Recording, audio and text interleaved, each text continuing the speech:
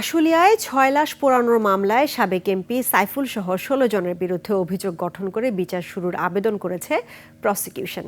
আসামি পক্ষের শুনানি ১৩ অগস্ট নির্ধারণ করেছে ট্রাইব্যুনাল ২। বিচারপতি নজরুল ইসলাম চৌধুরীর নেতৃত্বে ৩ সদস্যের ট্রাইব্যুনাল এ আদেশ দেয়। এদিকে রামপুরায় কার্নিশে ঝুলে থাকা শিক্ষার্থীকে গুলির মামলায় সাবেক ডিএমপি কমিশনার হাবিবুর রহমান সহ ৫ পুলিশ সদস্যের বিরুদ্ধে ট্রাইব্যুনালে আনুষ্ঠানিক অভিযোগ দাখিল করেছে প্রসিকিউশন। শাকের আরজুর রিপোর্ট। শিয়া বাটার ও ভিটামিন ই সমৃদ্ধ লিলি হালাল বিউটি সোপ, তারুণ্যময় উজ্জ্বল ত্বকের জন্য।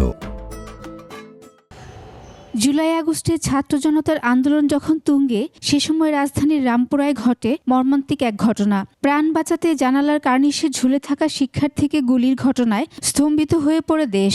এক পর্যায়ে তীব্র গুলির মুখে ৩ তলা থেকে পড়ে যান আমির হোসেন, তবে বেঁচে যান সৌভাগ্যক্রমে।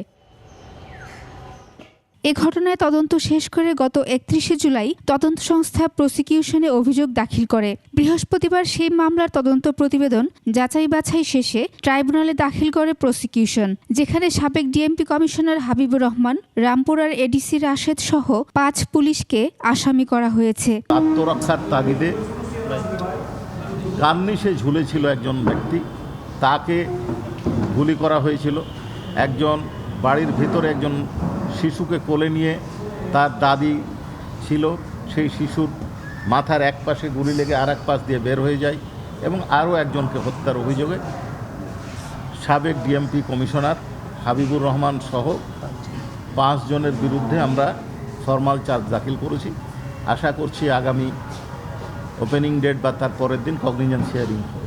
এদিকে আশুলিয়ার শেখ হাসিনা পালিয়ে যাওয়ার দিন ৫ আগস্ট ৬ মরদেহ পোড়ানোর মামলায় সাবেক এমপি সাইফুল ইসলাম সহ ১৬ জনের বিরুদ্ধে অভিযোগ গঠন করে বিচার শুরুর আবেদন করেছে প্রসিকিউশন।